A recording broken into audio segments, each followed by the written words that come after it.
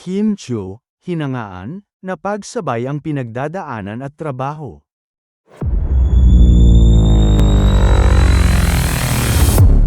Binahagi ni Kim Chu ang isang taus-pusong sulyap sa kanyang kasalukuyang sitwasyon, kung saan inamin niya kung paano niya pinapagsabay ang trabaho at ang kanyang personal na buhay.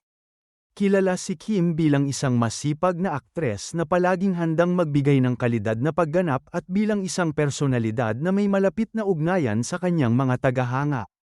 Kamakailan, nitong linggo ika-24 ng Agosto, nag-post si Kim sa kanyang social media accounts ng ilang larawan at video clips mula sa kanyang pananatili sa Cebu.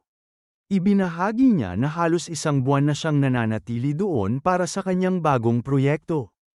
Life lately. Been in #Cebu for almost a month now, shooting for a new series coming very soon, #The Alibay at Dreamscape.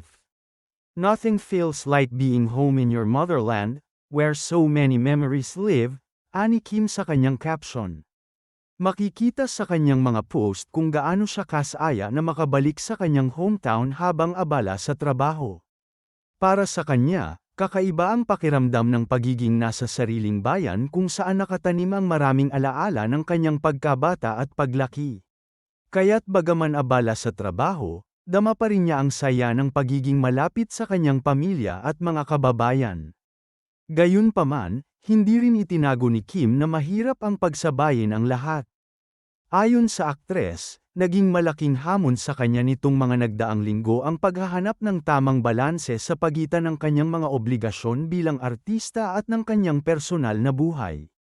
The past weeks have been a tough juggle between work and personal life, but I'm beyond grateful for everyone who's been there for me through it all. Taking it one day at a time, trusting that everything unfolds in His will, dagdag pa niya. Dito, ipinakita ni Kim na sa kabila ng kanyang busy schedule at emosyonal na laban, pinipili pa rin niyang manatiling positibo at magtiwala sa plano ng Diyos. Ang ganitong pananaw ang nagbibigay sa kanya ng lakas upang ipagpatuloy ang kanyang trabaho habang pinapangalagaan din ang sarili. Para sa mga tagahanga, ang pagbabahagi ni Kim ng kanyang totoong nararamdaman ay patunay ng kanyang pagiging totoo at grounded. Hindi lamang siya basta artista na nakikita sa telebisyon o pelikula, kundi isang tao ring dumaraan sa parehong hirap at hamon ng buhay tulad ng karamihan.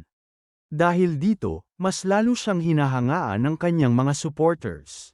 Bukod pa rito, marami ring natuwa sa kanyang pagbabalik sa Cebu, dahil ito ay nagsisilbing pagkakataon para sa kanya na muling maranasan ang simpleng buhay sa probinsya habang nagsisilbi ring inspirasyon sa kanyang pag-arte. Para kay Kim, ang bawat araw na ginugugol niya sa kanyang hometown ay hindi lamang trabaho kundi pagbabalik tanaw din sa kanyang pinagmulan. Habang patuloy na inaabangan ng publiko ang kanyang bagong teleserye na The Alibay mula sa Dreamscape Entertainment. Malinaw na si Kim ay puspusan ang paghahanda upang maihatid ang isang dekalidad na palabas. Sa kabila ng lahat ng hamon, nananatili siyang masigla at determinado, patunay na isa pa rin siya sa pinagkakatiwalaang aktres ng kanyang henerasyon.